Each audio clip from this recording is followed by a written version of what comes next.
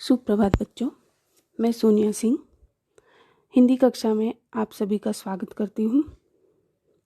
आज हम पाठ 2 लघु कथाएं का अध्ययन करेंगे, जिसके लेखक हैं हरि जोशी। यह जो कथा है 2 लघु कथा है, 2 छोटी छोटी कथाएं दी है। एक है नींव और दूसरी है जीभ का वर्चस्व। यह 2 अलग अलग कहानियां हैं, जिसके बारे में हम एक एक करके देखेंगे। सर्वप्रथम हम परिचय देखते हैं। जन्म हरि जोशी जी का जन्म 1943 खुड़िया मध्य प्रदेश में हुआ। वे सेवानिवृत्त प्राध्यापक हरि जोशी जी की साहित्यिक रचनाएं हिंदी की लगभग सभी प्रतिष्ठित पत्र पत्रिकाओं में प्रकाशित होती रही है। सेवानिवृत्त मतलब कि रिटायर्ड, वो रिटायर्ड प्राध्यापक हैं और जिन्होंने बहुत सारे साहित्यिक रचनाएं लिखी है और आए दिन वह अलग अलग मैगजीन में प्रकाशित भी होती हैं। आपको गोयन का सारस्वत सम्मान, बागीश्वरी सम्मान प्राप्त हुए हैं। इन्हें 2 सम्मान प्राप्त हुए, एक गोयन का और एक है बागीश्वरी। इनकी जो प्रमुख कृतियां हैं, पंखुरिया, यंत्रयुग, अखाड़ों का देश, भारत का राग, अमेरिका के संग आदि इनकी प्रमुख कृतियां हैं। इन्होंने रचनाएं लिखी हैं। अब इस पाठ में उन्होंने क्या बताया है गद्य संबंधी।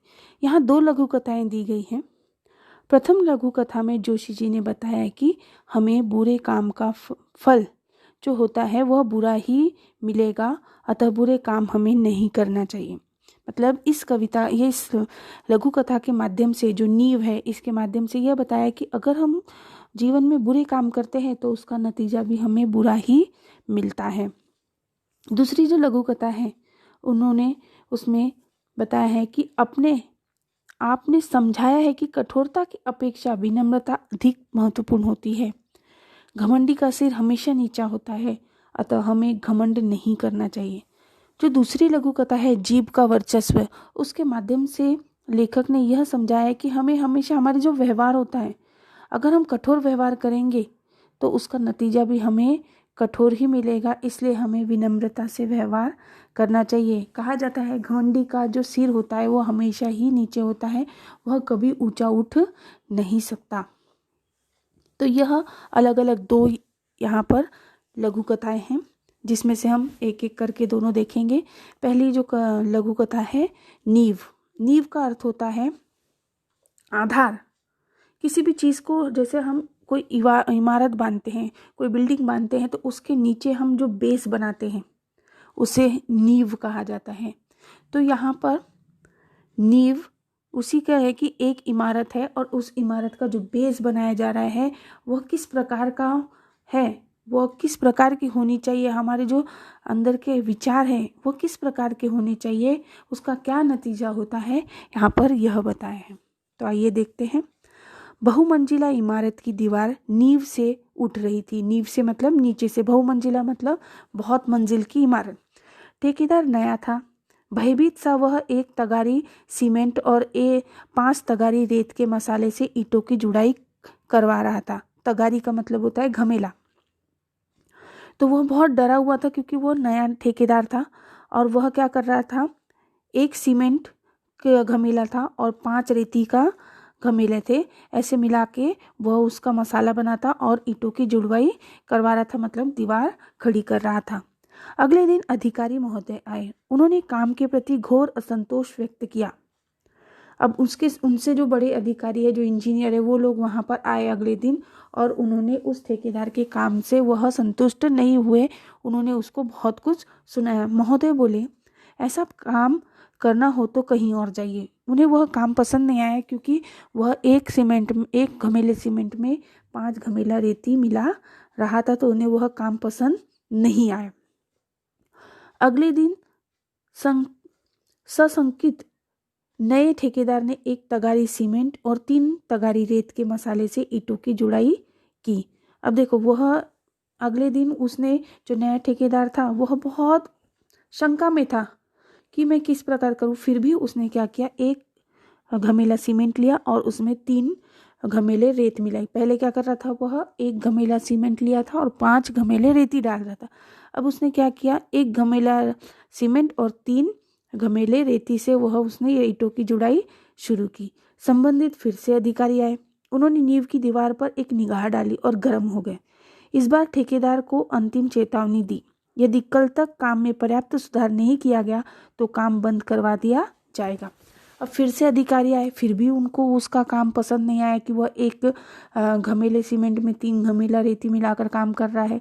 उन्होंने दीवार देखी और उसे फिर से सुनाने लगे कि कल तक अगर काम में सुधार नहीं आया तो आपको यह काम बंद करना पड़ेगा।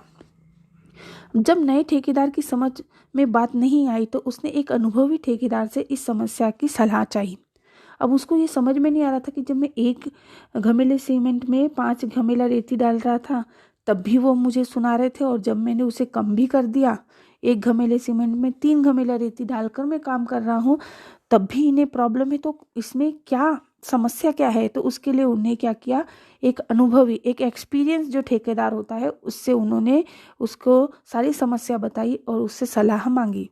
तो अनुभवी ठेकेदार ने बताया कि ये महोदय रिश्वत चाहते हैं, क्योंकि देखो उन्हें रिश्वत चाहिए कि वह काम उसको जब बुरा कर रहा था तब भी वो खराब लग रहा था और जब अच्छा कर रहा है तब भी उसे वो काम खराब लग रहा था। मतलब कि उसे किसी भी सिरे से वह काम पसंद नहीं आ रहा था, क्योंकि उसे कुछ पैसा चाहिए। रिश्वत मतलब पैसा, इसलिए काम में कमी बता रहा है। नया ठेकेदार ईमानदार था, वह रिश्वत देने और लेने का अपराध समझता था। उसने भ्रष्ट अधिकारी को पाठ पढ़ाने का निश्चय कर लिया। अब जो नया ठेकेदार था बहुत ईमानदार था। उसने सोचा कि मैं रिश्वत ना तो लेता हूँ और ना ही मैं किसी को रिश्वत दूंगा। इसलिए उन्होंने क्या किया कि वो उस अधिकारी को, जो बड़ा अधिकारी है, उसे समझाने के लिए, पाठ समझाने के लिए उसने क्या किया, वो निश्चय कर लिया। अगले दिन अधिकारी महोदय निरीक्षण करने आए। ठेकेदार ने उन्हें रुपयों से भरा लिफाफा पकड़ा दिया। अधिकारी प्रसन्न होकर जैसे ही जाने लगे वैसे ही एकाएक वहां उच्च अधिकारी आ गए। अधिकारी महोदय रिश्वत लेते हुए रंगे हाथों पकड़े गए। अब इसने प्लानिंग की कि अगले दिन जब वो अधिकारी फिर से उसका ऑब्जर्वेशन, निरीक्षण करने आया तो उसने क्या किया, नए ठेकेदार ने उसके हाथ में एक लिफाफा थमा दिया। अब जैसे ही वो अधिकारी तो बहुत खुश हो गया वो लिफाफा देखकर, और जैसे ही वो अधिकारी उस लिफाफे को खोल रहा था कि वहां से उच्च अधिकारी, मतलब उससे भी बड़े अधिकारी वहां पर पहुंच गए और उसे रिश्वत लेते हुए रंगे हाथ पकड़ लिए। रंगे हाथ मतलब कि रिश्वत के साथ। वस्तुतः रात में ही ईमानदार ठेकेदार ने अधिकारी महोदय के खिलाफ उच्च अधिकारी के पास शिकायत कर दी थी। उच्च अधिकारी ईमानदार थे। उन्होंने कहा, कुछ एक भ्रष्ट अधिकारियों के कारण ही पूरा प्रशासन बदनाम होता है। अब उसने निश्चय तो कर लिया था कि इसको सबक सिखाना है, तो इसलिए उसने रात को ही अपने जो बड़े अधिकारी होते हैं उन्हें फ़ोन कर दिया था, उनसे बस सब कुछ बता दिया था। और बड़े अधिकारी भी क्या थे, ईमानदार थे। और उस अधिकारी ने यह भी कहा था कि कुछ जो चंद लोग होते हैं जो भ्रष्ट होते हैं, उनके कारण सभी को इसका परिणाम भुगतना पड़ता है। तो उन्होंने भ्रष्ट अधिकारी को दंड दिलवाने का निर्णय ले लिया। सच ही कहा है, बुरे काम का बुरा नतीजा। ठेकेदार उच्च अधिकारी की ईमानदारी और समाचार चारों तरफ फैल गया। उनका सार्वजनिक समारोह में सम्मान किया गया। अब वो जो ठेकेदार ने उस भ्रष्ट आदमी को पकड़ा दिया तो इसका जो समाचार था वह पूरे चारों तरफ फैल गया, जिसकी वजह से जो ठेकेदार की ईमानदारी का सभी लोग बखान करने लगे और वह खुशी खुशी अपना काम करने लगा। इस लघु कथा से हमें यही सीख मिलती है कि हमें कभी भी बुरे काम नहीं करने चाहिए और ना ही किसी को रिश्वत देना चाहिए और ना ही किसी से हमें रिश्वत लेना चाहिए। हमारी जिम्मेदारी यही है कि हम अच्छे से अपना काम को पूर्ण करें। धन्यवाद। दूसरी जो लघु कथा है उसका नाम है जीभ का वर्चस्व। वर्चस्व मतलब बड़ा। पंक्तिबद्ध और एकजुट रहने के कारण दांत बहुत दुस्साही हो गए थे। पंक्तिबद्ध मतलब लाइन से, एक के बाद एक, और एकजुट मतलब एक साथ। अब जो दांत है वो लाइन से रहते हैं और एक साथ रहते हैं, उसके कारण वह क्या है, दांत यह क्या हो गए थे, दुस्साही, मतलब कि उनमें बहुत दुस्साहस आ गया था। एक दिन वे गर्व में चूर होकर जिह्वा से बोले, जिह्वा मतलब जीभ। एक दिन दांत लोग गर्व से जीभ को बोलते हैं कि हम 32 घनिष्ठ मित्र हैं। 32 घनिष्ठ मतलब बहुत गहरे, कि हम 32 बहुत घनिष्ठ मित्र हैं, एक से एक मजबूत। तू ठहरी अकेली, चाहे तो तुझे बाहर ही ना निकलने दे। अब देखो, दांत एक साथ रहते हैं, 32 के 32 दांत। वह जीभ, एक जो अकेली जीभ रहती है, उसके ऊपर अपना वर्चस्व दिखा रहे थे, अपना बात बता रहे थे कि हम तो एक से एक मजबूत है और तू क्या है, ठहरी अकेली ही रहती है, हम तो तेरे को ऐसे ही कुचल डालेंगे। जीवा ने पहली बार ऐसा कलुषित विचार सुना था। कलुषित का मतलब होता है अपवित्र, कि वो जो जीभ थी उसने पहली बार ऐसी अपवित्र बात सुनी थी। तो जीभ वह हंसकर बोलती है कि ऊपर से एकदम सफेद और स्वच्छ हो, पर मन से बड़े कपटी हो। वो दांत को पलट के जवाब देती है, तो दिखने में तो तुम बहुत सफेद हो, पर तुम्हारा मन बहुत कपटी है, बहुत काला है। ऊपर से स्वच्छ और सुंदर, अंदर से काले घोषित करने वाली जीभ, वाचलता छोड़ अपनी औकात में रह। अब वह दांत बोल रहे हैं कि तुम हमको बोल रही है कि ऊपर से बड़े स्वच्छ और अंदर से काली, ये हमको बोल रही है तू? ये बोलना छोड़, वाचलता मतलब बोलना, ये सब बोलना छोड़, अपनी औकात में रह। हम तुझे चबा सकते हैं, यह मत भूल कि तू हमारी कृपा पर ही राज कर रही है। अब दांत उसको बोल रहे हैं कि हम चाहे तो तेरे को 1 मिनट में चबा सकते हैं, हमारी कृपा पर ही तू जी रही है। दांतों ने किटकिटाकर कहा, ने जोर से किचकिच करके दांतों ने कहा। जीभ ने नम्रता बनाए रखी किंतु उत्तर दिया, दूसरों को चबा जाने की ललक रखने वाले बहुत जल्दी टूटते हैं। अब जीभ बोलती है कि तुम बहुत दूसरों को चबाने की इच्छा रखते हो, तुम्हारी बहुत तीव्र इच्छा है दूसरों को चबाने की, परंतु तुम ऐसे हो कि तुम एक ना एक दिन तो यह टूट ही जाते हो। सामने वाले तो और जल्दी गिर जाते हैं ना। वो उनके दांतों के बारे में बोली कि जो सामने के दांत है, जो ज़्यादा चबाते हैं, लोगों को तंग करते हैं, वो तो बहुत जल्दी ही गिर जाते हैं। तुम लोग अवसरवादी हो, मनुष्य का साथ तभी तक देते हो जब तक वह जवान रहता है। तो जीभ उनको सीधा सीधा बोलती है, तुम तो अवसरवादी हो। अवसरवादी मतलब मतलबी, स्वार्थी। तुम तो स्वार्थी हो, जब तक मनुष्य जवान रहता है तब तक तुम उसका साथ देते हो, जैसे ही वो बूढ़ा हो जाता है तुम उसका साथ छोड़ देते हो, वृद्धावस्था में उसे असहाय छोड़ देते हो। शक्तिशाली दांत भी आखिर अपनी हार क्यों मानने लगे? बोले, हमारी जड़ें बहुत गहरी है, हमारे कड़े और नुकीलेपन के कारण बड़े बड़े हमसे थर्राते हैं। अब जीभ की इतनी सारी बातें सुनकर दांत भी चुप नहीं थे, वो भी बोलने लगे कि हम बहुत शक्तिशाली हैं, हम हार नहीं मानते, हमारी जो जड़ें हैं वो बहुत अंदर तक गई हुई है, हमारे जो दांत है वो बड़े कड़े हैं, मतलब सख्त और नुकीले हैं, जिसके कारण बड़े से बड़े लोग हमसे डरते हैं। थर्राना मतलब डरना। जीवा ने विवेकपूर्ण उत्तर दिया। फिर से जीभ ने बहुत दिमाग से उत्तर दिया कि तुम्हारे नुकीले या कड़ेपन का कार्यक्षेत्र मुंह के भीतर तक सीमित है। विनम्रता से कहती हूँ कि मुझ में पूरी दुनिया को प्रभावित करने और झुकाने की क्षमता है। अब जीभ उनको बड़े ही विवेकपूर्ण ढंग से उनको बोलती है कि तुम्हारे नुकीलेपन के और कड़ेपन के कारण तुम्हारा जो कार्य क्षेत्र है, मतलब काम करने का जो क्षेत्र है, वो सिर्फ क्या है, मुंह है। तुम मुंह के अंदर ही खाना खा सकते हो, चबा सकते हो, उसके बाहर तुम कुछ भी नहीं कर सकते। परंतु मेरी जो जीभ है, मैं हूँ, वह पूरे दुनिया को प्रभावित कर सकती है और दुनिया को झुकाने की भी क्षमता रखती है। दांतों ने पुनः धमकी दी, फिर से उसे धमकी दी कि हम सब मिलकर तुझे घेर खड़े हैं, कब तक हमसे बचोगी? जीभ ने दांतों के घमंड को चूर करते हुए चेतावनी दी। डॉक्टर को बुलाऊं?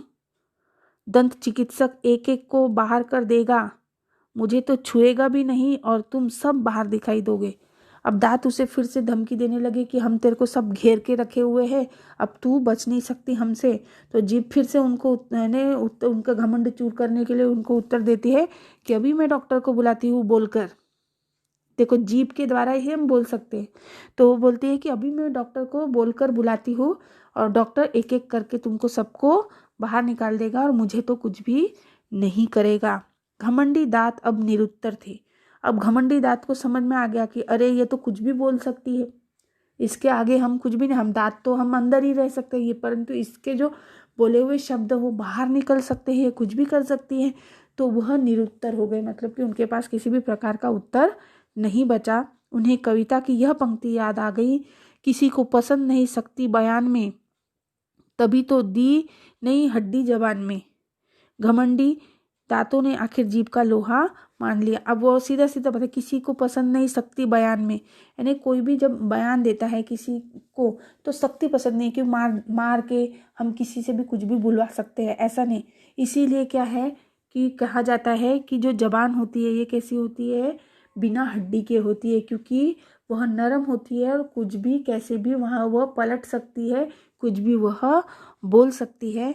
और इस प्रकार घमंडी दांतों को जीभ ने क्या कर दिया, उसका घमंड चूर कर दिया, और फिर घमंडी दांतों ने जीभ का लोहा मान लिया। लोहा मानना मतलब कि जीभ को ही श्रेष्ठ स्वीकार कर लिया। अब इस जो लघु कथा है, जीभ का वर्चस्व के द्वारा हमें यही सीख मिलती है कि कभी भी हमें अपने ऊपर घमंड करना नहीं चाहिए, अपनी ताकत पर घमंड नहीं करना चाहिए। जो काम तलवार नहीं कर सकती वह काम सुई कर सकती है, कलम कर सकती है। उदाहरण के तौर पे कि अगर हमको कुछ भी चीज़ करनी है तो हम वो तलवार के द्वारा नहीं कर सकते, वो काम हम पेन के द्वारा भी कर सकते हैं, छोटी सी छोटी चीज़ों के द्वारा कर सकते हैं। तो इसलिए कहा जाता है कि कभी भी अपने आप का हमें बखान नहीं करना चाहिए, अपनी बड़ाई नहीं करनी चाहिए, और कभी भी किसी को नीचा नहीं दिखाना चाहिए। यहाँ पर यह पाठ समाप्त होता है। आशा करती हूँ कि आप सभी को यह दोनों लघु कथाएं अच्छे से समझी होगी। धन्यवाद।